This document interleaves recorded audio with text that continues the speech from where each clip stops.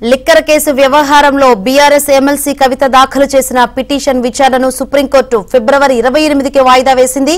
ED నోటీసులను సవాల్ చేస్తూ కవిత దాఖలు చేసిన పిటిషన్ విచారించిన ధర్మాసనం కేసు విచారణ వాయిదా వేసింది. అదే రోజున తుది విచారణ చేస్తామని సుప్రీంకోర్టు తేల్చి చెప్పింది.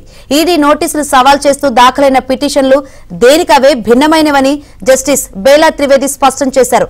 అన్ని కేసులు ఒకేసారి విచారణ చేయలేమని, విడివిడిగా విచారణ జరుపుతామని ధర్మాసనం వెల్లడించింది.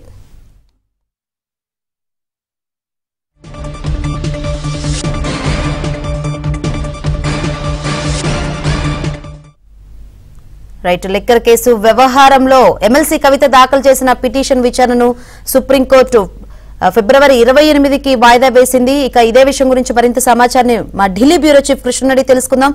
కృష్ణ, సుప్రీంకోర్టు ఏం చెప్పింది అసలు? శంకరి, సుప్రీంకోర్టులో బీఆర్ఎస్ ఎమ్మెల్సీ కవిత దాఖలు చేసినటువంటి పిటిషన్ పైన విచారణ ఫిబ్రవరి 28కి వాయిదా పడింది. అయితే కవిత కోరినట్లుగా ఈ యొక్క పిటిషన్ ను నల్లి చిదంబరం, అదేవిధంగా అభిషేక్ బెనర్జీ దాఖలు చేసినటువంటి పిటిషన్లతో కలిపి విచారించాలంటూ చేసినటువంటి అభ్యర్థనను తిరస్కరించింది. ఈ పిటిషన్లు వేటిగా భిన్నంగా ఉన్నాయి. అంతేకాకుండా వీటిని ఎలా ట్యాగ్ చేశారు అని కూడా జస్టిస్ బేలా త్రివేది ప్రశ్నించారు. సో 28వ తేదీన ఈ యొక్క కేసును సపరేట్ గా ఏదైతే ఈ యొక్క కవిత కేసును సపరేట్ గానే విచారించే అవకాశం ఉన్నట్లుగా ఆమె చెప్పింది. లిక్కర్ కేసులో ఈడీ నోటీసులను సుప్రీంకోర్టులో గత ఏడాది కవిత సవాల్ చేశారు. మహిళల ఈడీ విచారణ, అదేవిధంగా తనపై ఈడీ ఎలాంటి చర్యలు తీసుకోకుండా ఆదేశించాలి అంటూ సుప్రీంకోర్టుని కవిత కోరారు. మహిళలను విచారించేందుకు కొన్ని గైడ్ లైన్స్ ను కూడా ఏర్పాటు చేయాలి, గైడ్ లైన్స్ ను రూపొందించాలి, మహిళలకు వెసులుబాటు కల్పించే విధంగా వాళ్ళ ఇంట్లోనే ఈ యొక్క విచారణ జరిపితే బాగుంటుంది. అదే కాకుండా ఆన్లైన్ లో కూడా విచారించవచ్చు, వర్చువల్ గా కూడా విచారించవచ్చు.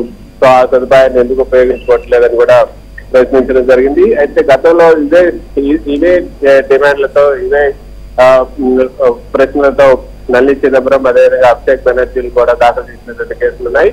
సో వాటికి సంబంధించినటువంటి పిటిషన్లు కూడా గత కొన్నేళ్లుగా పెండింగ్ లో ఉన్నాయి. ఆ పెండింగ్ లో ఉన్నటువంటి పిటిషన్ తోనే ఈ పిటిషన్ కూడా జత చేశారు. అయితే ఇది జత చేయడాన్ని ఈ ధర్మాసనం తప్పట్టింది. కానీ ఇది వేటిగా భిన్నమైనటువంటి పిటిషన్లు కాబట్టి 28వ తేదీన ఈ పిటిషన్ సపరేట్ గా కవిత దాఖలు చేసినటువంటి పిటిషన్ సపరేట్ గానే వింటామని కూడా అందులో చెప్పడం జరిగింది. ఈ యొక్క సుప్రీంకోర్టులో మహిళల ఈడీ విచారణ పెండింగ్ లో ఉండటంతో లిక్కర్ కేసులో ఈడీ నోటీసులకు కవిత గైర్హాజరవుతూ ఉన్నారు. ఈసారి మాత్రం ఇక అంటే ప్రతిసారి గైర్హాజరవుతున్నారు అన్నప్పుడు మీరు ఈ కేసు తేలేంత వరకు కూడా కవితను విచారణకు పిలవమంటూ ఈడీని అంగీకరించినట్టు గతంలో కవిత తరఫున హాజరైన సీనియర్ కౌన్సిల్ సభ్యులు చెప్పడం జరిగింది. అది చెప్పినప్పుడు ఒకసారి పిలవబోమంటే అది శాశ్వతంగా పిలవని కాదు, కొన్ని రోజులు మాత్రమే మేము మినహాయించాం కానీ శాశ్వతంగా గైర్హాజరు అవటం కాదు అని కూడా ఏఎస్సీ రాజు, ఈడీ తరఫున హాజరైనటువంటి అడిషనల్ సొలిసిటర్ జనరల్ రాజు చెప్పడం జరిగింది. అయితే ఈ నేపథ్యంలో ఈ రోజు జరిగినటువంటి విచారణలో చాలా స్పష్టంగా మిగతా 2 పిటిషన్లకి ఈ పిటిషన్ డీటాక్ చేయడం జరిగింది.